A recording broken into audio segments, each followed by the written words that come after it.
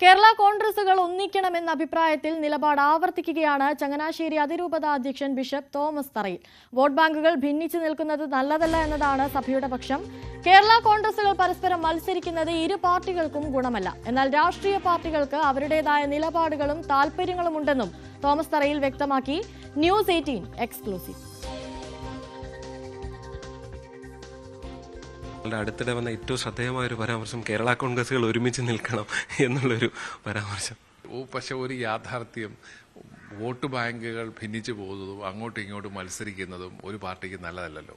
അത് അവർ മനസ്സിലാക്കണം എന്ന് മാത്രമേ പറഞ്ഞുള്ളൂ. ഞങ്ങളെ സംബന്ധിച്ച് ഇപ്പോഴും സൗകര്യം എല്ലാവരും ഓരോ മുന്നണികളോട് നിൽക്കുന്നതാണ്. പക്ഷേ അതല്ല, ഒരു സമൂഹത്തിൻ്റെ നന്മ നോക്കുമ്പോഴത്തേക്കും ഒരു പക്ഷേ ഐക്യം എപ്പോഴും നല്ലതല്ലേ. അതിനകത്ത് നമുക്കൊരു കുറവ് പറയാനായിട്ടില്ലല്ലോ. എനിക്കൊന്നും പിതാവ് ഇങ്ങനെ പറയുമ്പോൾ ഈ താഴെത്തട്ടിലുള്ള ആൽമായർ ഉൾപ്പെടെയുള്ളവരുടെയൊക്കെ ഒരു ഫീലിങ്സോ അല്ലെങ്കിൽ അഭിപ്രായങ്ങളോ പല വേദികളിലൊക്കെ കേട്ടതിൻ്റെ ഒരു പ്രതിഫലനം കൂടിയാണോ ഇത്?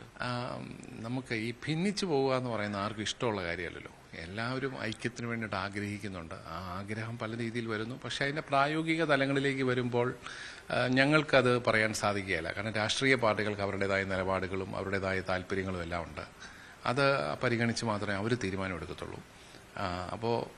പക്ഷേ ഐക്യത്തിന് വേണ്ടിയിട്ടുള്ള ഒരു ആഗ്രഹം പ്രകടിപ്പിക്കുന്നതിൽ തെറ്റില്ല.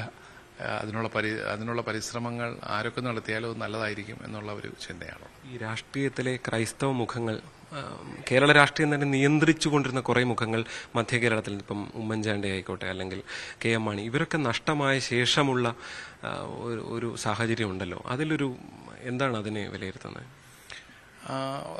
നമുക്ക് അറിയാം, അവരുണ്ടായിരുന്ന കാലത്തും നമുക്ക് പ്രശ്നങ്ങളുണ്ട്. നിയമനങ്ങളുടെ കാര്യത്തിലാണെങ്കിലും സ്കൂളുകളുടെ കാര്യത്തിലാണെങ്കിലും ഈ കർഷകരുടെ പ്രശ്നങ്ങളും എല്ലാം ഉണ്ട്. പക്ഷേ അവർ കുറച്ചുകൂടെ ജാഗ്രതയോടുകൂടി ഇങ്ങനെയുള്ള കാര്യങ്ങളെ സമീപിക്കുകയും സാധ്യമായ പരിഹാരങ്ങളൊക്കെ അവർ ചെയ്തു തരാനായിട്ട് തയ്യാറാവുകയും ചെയ്തിരുന്നു. അത് ഇപ്പോൾ ലഭിക്കുന്നില്ല.